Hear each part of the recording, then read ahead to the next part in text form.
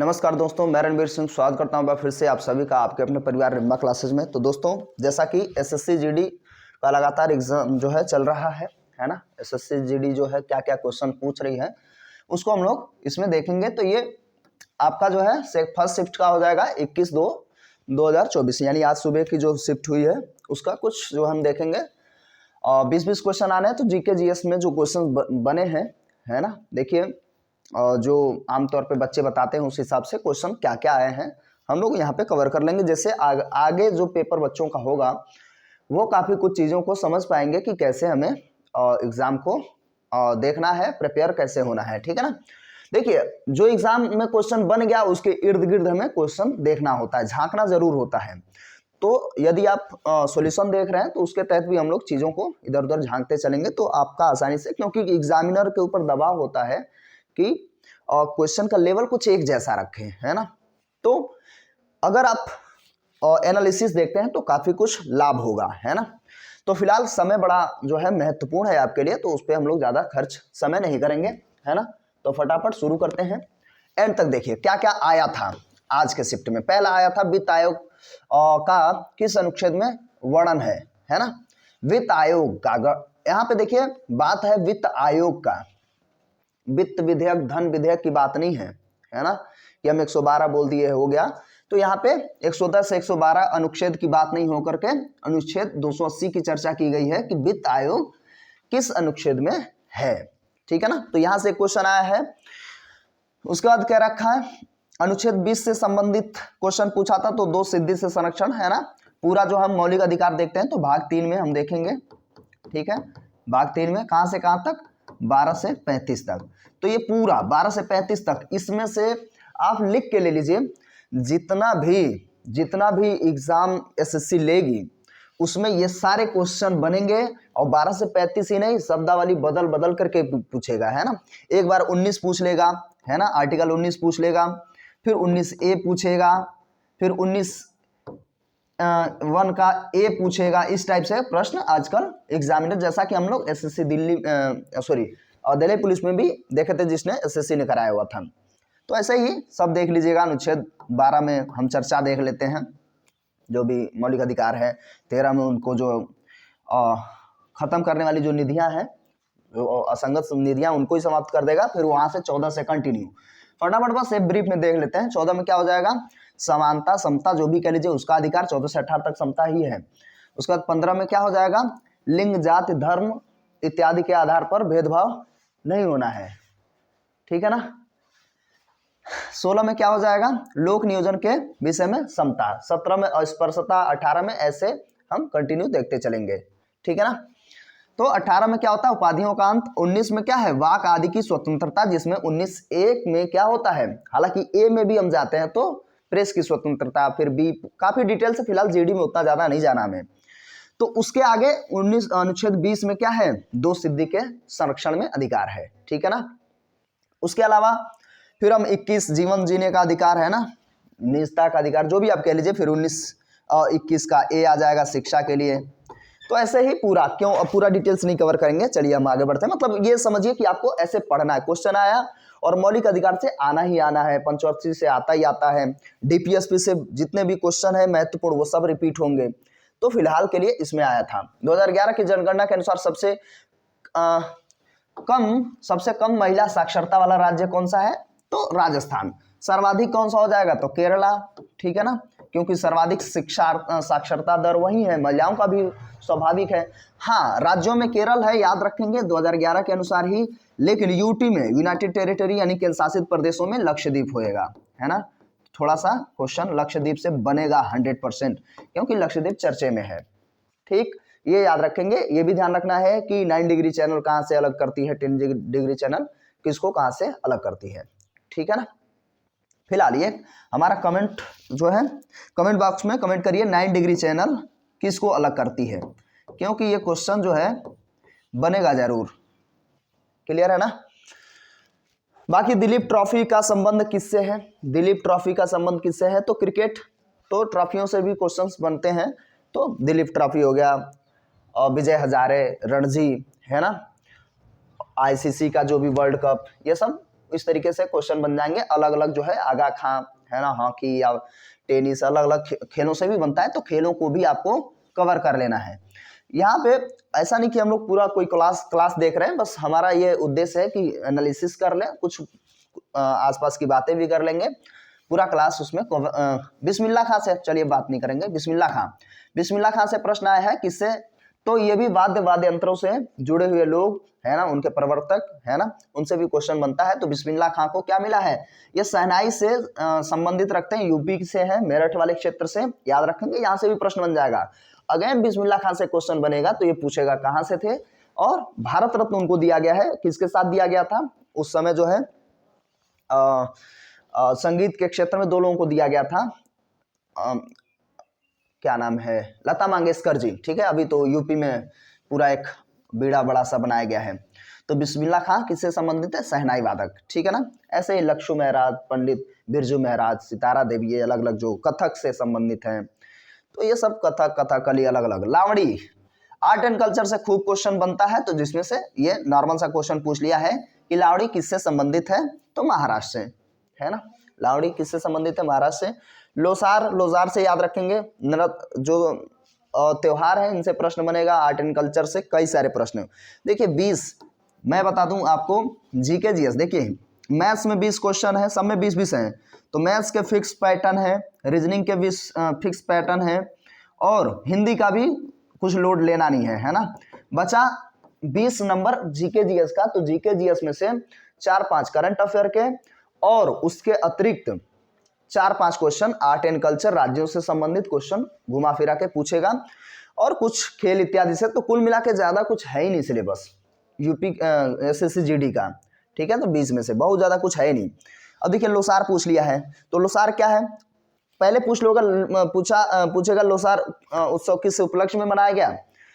तो लद्दाख में 9 वर्ष। देखिए 9 वर्ष जब शुरुआत होती है, तो अलग अलग क्षेत्रों में, भारत के अलग अलग क्षेत्रों में अलग अलग त्योहार मनाए जाते हैं।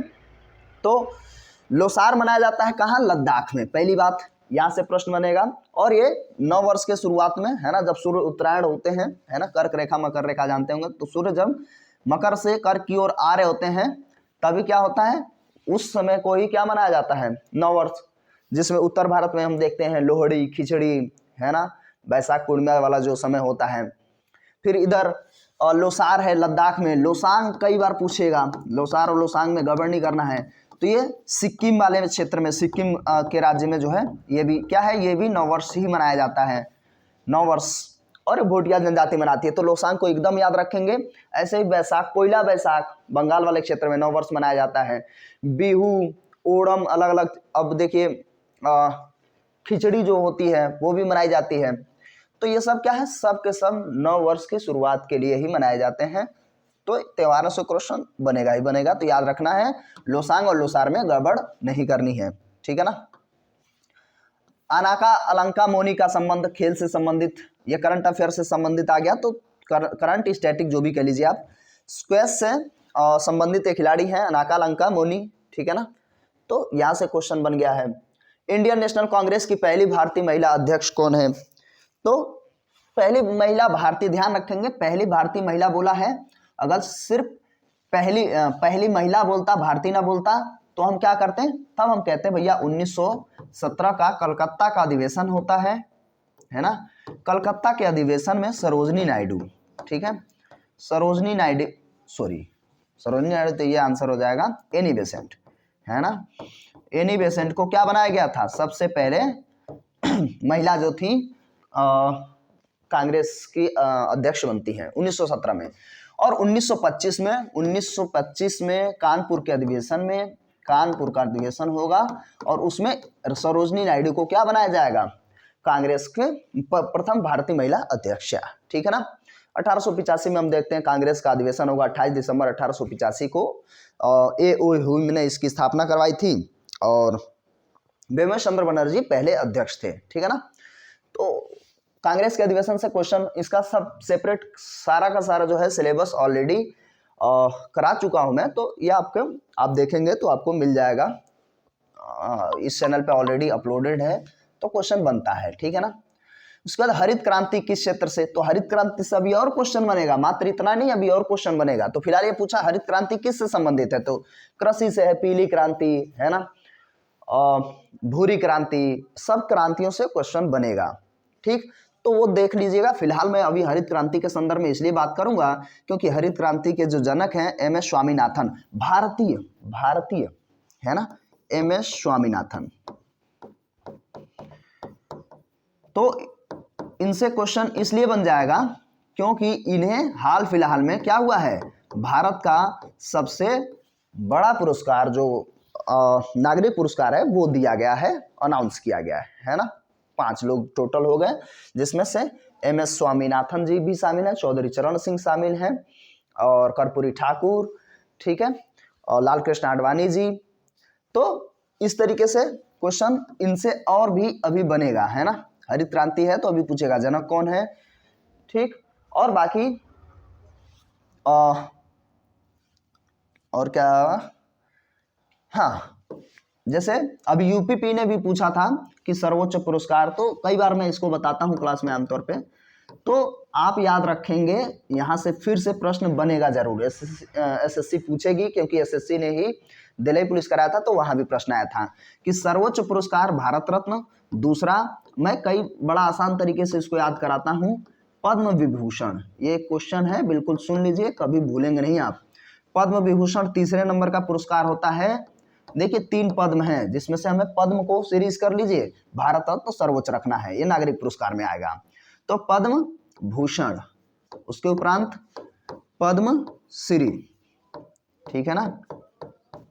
तो ये पुरस्कारों से भी क्वेश्चन बनेगा, उसको ध्यान रखिएगा।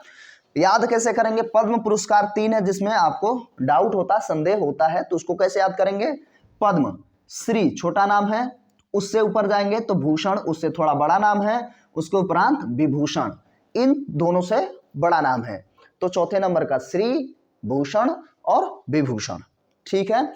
उसके उपरांत अगर मैं बात करूंगा, भारत रत्न को सर्वोच्च रखना है, उसमें हमें बहुत ज्यादा पीपल के पत्ते पे होता है, कई बार पूछता है किस क्या पत्ता होता है, कैसा होता है ना, इस तरीके से प्रश्न बनता है, उसको भी देख लेंगे आप लोग।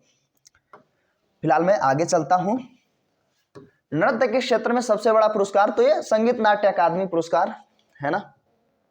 पुरस्कारों से प्रश्न बन रहा है। खेल शब्दावली से एक प्रश्न और अन्य में पूछा गया था, क्योंकि हर चीज एग्जैक्ट मिल जाए जरूरी नहीं है ना, क्योंकि जो आप लोग बताते हैं पेपर देने के उपरांत वहीं से डेटा हम लोगों को मिलता है, कोई इसका पूरा पेपर तो वापस मिलता नहीं है।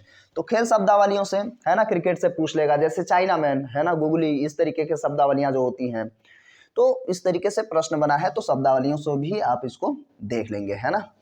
हर्षवर्धन से एक प्रश्न था, तो हर्षवर्धन से प्रश्न क्या, आखिर क्या हो सकता है, तो हर्षवर्धन के समय कौन आया था, है ना, तो हेनसांग आया था। बहुत सारे बच्चे इसमें भी गड़बड़ करते हैं कि किसको याद करें, तो देखिए हेनसांग है ना, सांग जो भी कह लीजिए, कोई दिक्कत नहीं है। हेनसांग क्या हो जाएगा भाई, हर्षवर्धन के समय। और चंद्रगुप्त द्वितीय है ना, चंद्रगुप्त द्वितीय, जिसे हम विक्रमादित्य भी कहते हैं, है ना, शाकाहारी भी कहते हैं, विक्रमादित्य, उसके समय में कौन आया था, फाह्यान, ठीक है, फाह्यान आया था। तो इन दोनों में अगर गड़बड़ हो तो याद रखना है, ह से नाम है हर्षवर्धन और हेनसांग, बिल्कुल डाउट क्लियर। चंद्रगुप्त द्वितीय या विक्रमादित्य, नाम विक्रमादित्य कुछ थोड़ा सा आकारांत टाइप का नाम है, तो फाह्यान, कैसे भी दिमाग में रखना है आपको, है ना, बहुत ज्यादा उसमें लॉजिक नहीं लगानी है। और बाकी चंद्रगुप्त मौर्य के समय काल में अगर देखेंगे, तो जो मौर्य था गुप्त वंश का संस्थापक, तो उसके समय में कौन आया था, 5 साल तक रहा था, और बहुत कुछ ने बताया, जिसने इंडिका भी लिखा था, है ना, क्या नाम हो जाएगा, मेगास्थनीज, ठीक है ना। तो मेगास्थनीज ने एक पुस्तक लिखी इंडिका, और इंडिका में सब कुछ उस समय की चीज़ों के बारे में जानकारी है। और ये जो है 404 से लेकर के 399 तक चंद्रगुप्त मौर्य के शासनकाल में रहा है, ठीक है ना।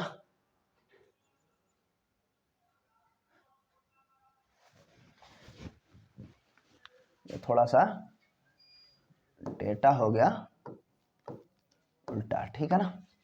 321 322 में तो शासक ही बना था, वापस हमें आना है, ठीक। तो ये इस तरीके से प्रश्न बन जाएगा। जड़त्व के नियम से प्रश्न पूछ लेता है, तो कुछ पूछा था, तो जड़त्व का जो प्रतिपादन किया था गैलीलियो गैलीली ने, है ना। तो गैलीलियो से कई बार प्रश्न पूछता। देखिए दूरबीन का आविष्कारक भी हम, वो बहुत डीप में जाएंगे तो हालांकि वो खुद ने आविष्कार इसने नहीं किया था, लेकिन फिर भी हमारा आंसर हो जाएगा इसने दूरबीन का आविष्कार किया। और जड़त्व का भी नियम इसी ने दिया, जो न्यूटन का गति विषयक प्रथम नियम भी है ना। अगर थोड़ा सा इसमें अगर हम जाए नियमों में, तो जड़त्व तो क्या कहता है, जड़त्व का नियम परिभाषा से भी प्रश्न बन सकता है साइंस के सवाल से। देखिए अभी रेलवे का एग्जाम है, अग्निवीर का है, रेलवे में साइंस पूछी जाती सेपरेट, और अग्निवीर में भी, तो इससे तो खूब बनता है, और इसमें भी बन रहा है, बनेगा तो वही है। जड़त्व कोई भी वस्तु अपनी अवस्था में बनी रहना चाहेगी, है ना, जब तक उस पर कोई बाह्य बल न लगाया जाए। और सबसे ज्यादा क्वेश्चन पूछता है ग्रहों की जो अपनी गति है वो किस वजह से है, जड़त्व की वजह से। उस पर कोई बाह्य बल लगता ही नहीं है ना। जब बाह्य बल नहीं लगता है तो वो एक ही परिपथ पे चक्कर लगा रही है तो लगाती रहेगी, है ना। जैसे अपनी पृथ्वी की बात करेंगे तो 265 दिन, है ना, 265 दिन 5 घंटे 48 मिनट 46 सेकेंड, उसको उतना ही समय लगना है। यानी कि अच्छा हवा तेज बहने लगी या हवा रोक रही है, तो ऐसा कोई उसमें घर्षण नहीं होता है, इसीलिए एक ही पथ पे वो चलती रहती है जड़त्व की वजह से। पूरा ब्रह्मांड जो है कहीं ना कहीं अगर ऑर्बिट में फिक्स है तो वो जड़त्व ही है ना। तो न्यूटन का गति विषयक पहला नियम भी है, और दूसरा नियम क्या हो जाता है, F बराबर m में हो जाता है, ठीक है ना। किसी वस्तु पर लगाया गया बल उस वस्तु के द्रव्यमान तथा उस पर उत्पन्न त्वरण के गुणनफल के बराबर होता है। क्रिया प्रतिक्रिया हम जानते ही हैं, है ना, क्रिया प्रतिक्रिया बल, ठीक है ना। क्रिया प्रतिक्रिया ये तीसरा नियम हो जाएगा न्यूटन का गति विषयक तीसरा नियम। चौथा पहला क्या है, जड़त्व का नियम, ठीक।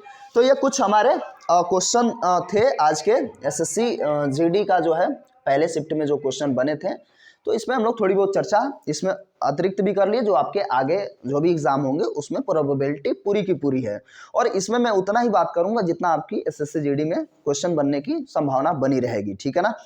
तो फटाफट जो है हम लोग एनालिसिस को ख़त्म करते रहेंगे, और आप बने रहिए चैनल के साथ, है ना। उसके लिए सब्सक्राइब कर लीजिए, और आपको लगातार जो है क्लासेस जो एनालिसिस की है वो मिलती रहेंगी। उसके अलावा भी आपको बहुत सारी फैक्चुअल जो जानकारियाँ जो ज़रूरी हैं वो मिलती रहेंगी, जिससे आप अपने एग्जाम में अच्छा कर सकें, ठीक है। इस वीडियो में इतना ही। कैसा लगा वीडियो कमेंट करके जरूर बताइएगा। मिलते हैं वीडियो में, तब तक के लिए नमस्कार, जय हिंद, जय भारत।